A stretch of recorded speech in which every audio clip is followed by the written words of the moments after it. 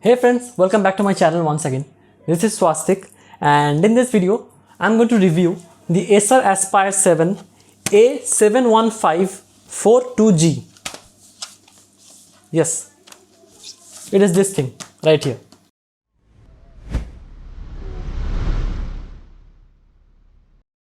So let's jump into the specs first. It has a AMD Ryzen 5 5500U with 6 cores, 12 threads running at 2.1 GHz to 4 GHz at max, 8 gigs of RAM, 512 gigs of SSD and a Nvidia GTX 1650 graphics card with 4 gigs of VRAM. So as I'm a big fan of upfront conclusions, in this video I can tell you, if you are in the market for a good gaming laptop at this point of time and have the budget of around 50 to 55,000 rupees, then you can never go wrong with this guy.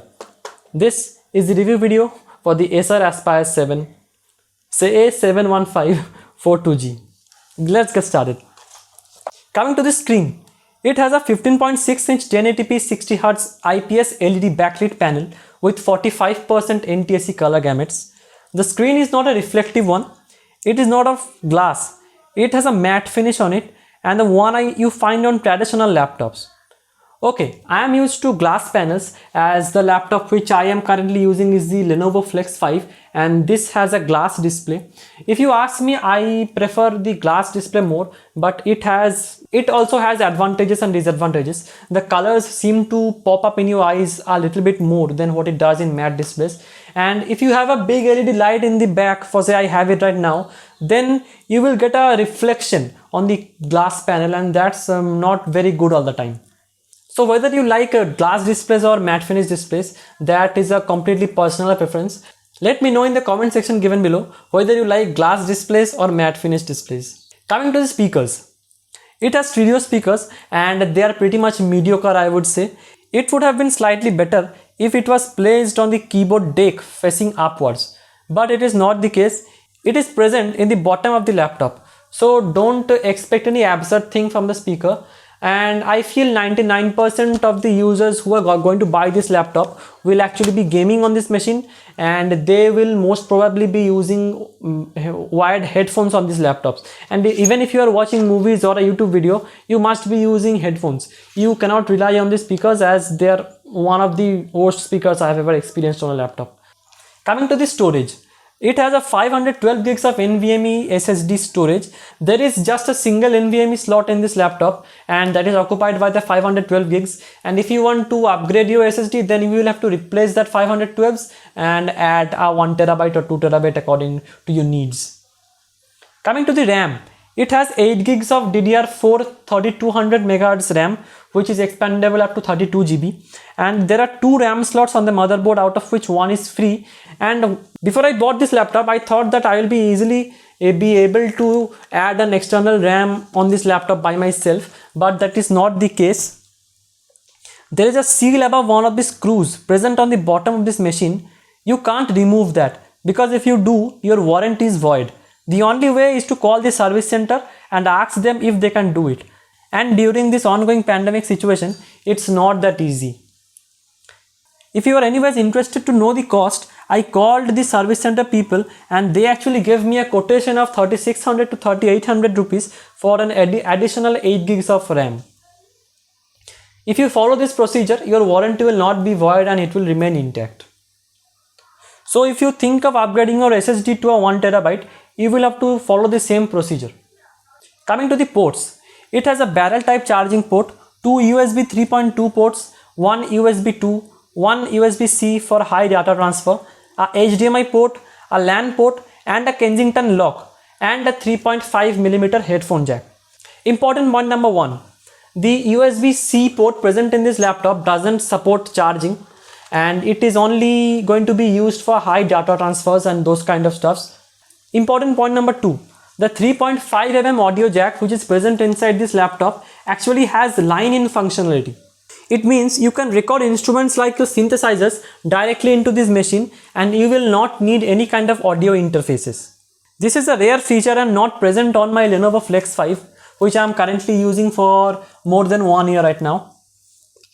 I think it would have been far better if Acer would have decided to remove the USB 2 port and added a SD card reader instead. Because if you are a photographer or if you are a YouTuber, it is very convenient to just pop out the chip out of your camera and put it in your laptop for high speed data transfer, and that is very convenient. Coming to the battery and charger, it has a 48-hour lithium-ion battery and comes with 135 watt adapter. The battery backup what I got out of this thing was about 5 to 5 and 5.5 hours with no gaming, no video editing. I was only attending my online classes and a few YouTube videos and a slight bit of web surfing, and the screen brightness was capped to 75%. Coming to the keyboard and trackpad, if you have ever used a Lenovo laptop like I have, you will have some problem adapting to these Acer keys. When I type in this Acer laptop, I feel that the keys could have been slightly bigger in area, as there are free space in the keyboard deck between each keys, and the key feedback what you get out of this laptop after pressing them is not at all satisfying. It feels like an ordinary cheap chiclet style keyboard. According to me, Lenovo does a far better job at manufacturing keyboards and trackpads. Important point number 3. On my Lenovo Flex 5, whenever I touch my trackpad, the keypad light automatically lights up when the backlight is turned on, of course. And it helps a lot, but in order to lighten up the keys on this Acer machine, you will have to press one of the physical keys. It seems like a normal thing to hear, but when you are personally using this machine, you will know its usability.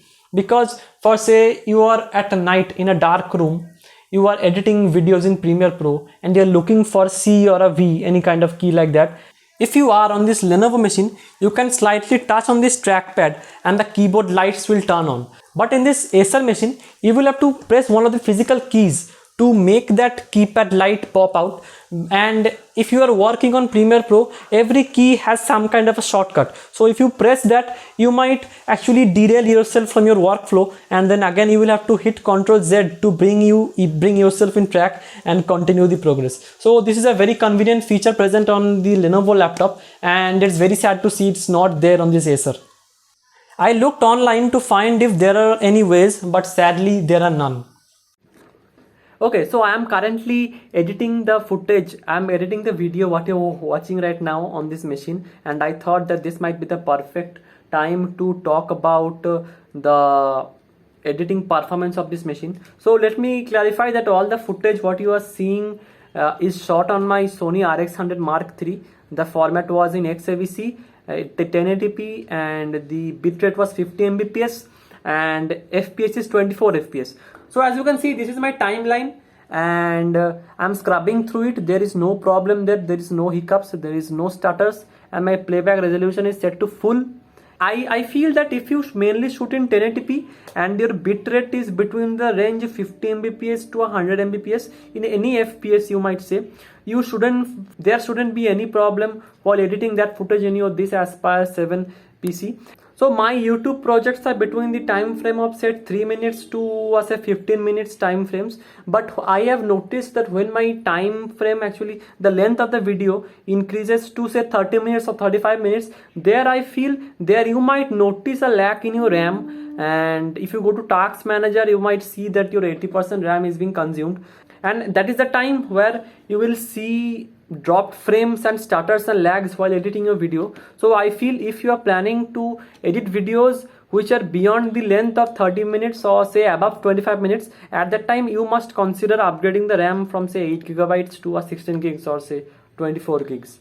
Okay, now coming to the look and feel of this device. This device is entirely made of plastic. Everything you can touch on this device is made up of plastic. From the outside to the inside, from the top to the bottom, everything, whatever you can touch in this device is made up of plastic. It is very easy to scratch any of the surfaces if you try to rub it with any nylon cloth or something which is not very soft. I generally have a lot of scratch on my device. As it is a gaming device, and considering the price point and also considering the specs, I don't feel that you must expect a very premium look and feel out of this device, because at around 53,000 rupees, these kind of specs are very hard to find, and this Acer machine has very good specs according to me. So you will have to compromise on look and feel. There is a wobble in the bottom plate and it feels very thin and cheap. The top part is also not very sturdy and there is a flex to it. If you try to flex the top part of the screen, you will see it will wobble a bit, but that's not the case in case of my Lenovo Flex 5. Important point number 4, you can open this device with one hand. Coming to the thermals, it has a dual fan cooling chamber with copper pipes, as you can see. On day-to-day usage like web surfing, watching movies, listening to music, the machine completely maintains its cool and it doesn't get warm at all. You will not feel that the device is running or not. I literally mean that you will not be able to tell whether the machine is on or not if you touch the back plate. When you game on this machine, or say you are editing videos or during render times, you can feel the device turns slightly hot and the fan starts to spin at a more speed, which makes a little bit more noise than the standard times. Sometimes, and it is very acceptable. Unlike my Lenovo laptop, this Lenovo Flex 5 actually heats up like an oven whenever you try to open say more than 4 to 5 Chrome tabs. I'm not talking about gaming, I'm not talking about editing, I'm only talking about attending classes, or say you are doing some kind of research on Chrome and you have more than 4 to 5 Chrome tabs. You can feel the fan spinning, you can hear the fan spinning, and the back plate actually heats like an oven. Unlike the Lenovo laptop, when you are doing a very high performance hungry work on this laptop, say you are gaming or editing, even if your machine is not plugged into the power, you will not be able to tell the difference. This is a very big deal. So once I was playing Cyberpunk 2077 on one evening, and after say playing for say 30 to 35 minutes, I get a notification at the down right corner and it told me that power level is low, battery percentage is low, please plug into power. And then I realized that I forgot to switch on this switch after I connected my AC supply. So I want to mean that if you are using this machine, you will not be able to tell the difference whether the machine is running on its battery or you have your power supply connected. It will drain through your battery, but it will not allow you to see any dropped frames in any of your games, and this is a big deal. And my Lenovo device doesn't go in that way at all. It actually makes you feel that the device is a lot more slower when you are using it on battery. And you might say that I have actually enabled performance modes and I have actually tinkered with the levels of the performance adapters, but no, that is not the case. All the things are same, but I don't know what causes these laptops to do like that. But this is a very big advantage of this Acer Aspire 5. If you ask me about the gaming performance of this machine on Cyberpunk 2077, I would tell you that I was roughly getting a constant FPS of around 50 plus on HD resolution, and my game settings was turned to medium. You can actually try the game on full HD and you might crank up the settings to say higher, but that will take a high FPS hit, and I actually prefer more FPS rather than quality. So that is actually another personal preference. Final thoughts. If your budget is around 50k and you are actually looking for a good performance gaming laptop and your budget is around 50,000 to 55,000 rupees in the Indian market, and you prefer and you are not expecting a very high quality premium look and feel, then this Acer laptop is the way to go and it will not at all disappoint you. So this was my review for this Acer Aspire 7. If you like this video, hit the like button. If you have any suggestions, put them in the comment section given below, and please subscribe to my channel and help it grow. Thanks for watching. I'll catch you guys in the next one. Peace.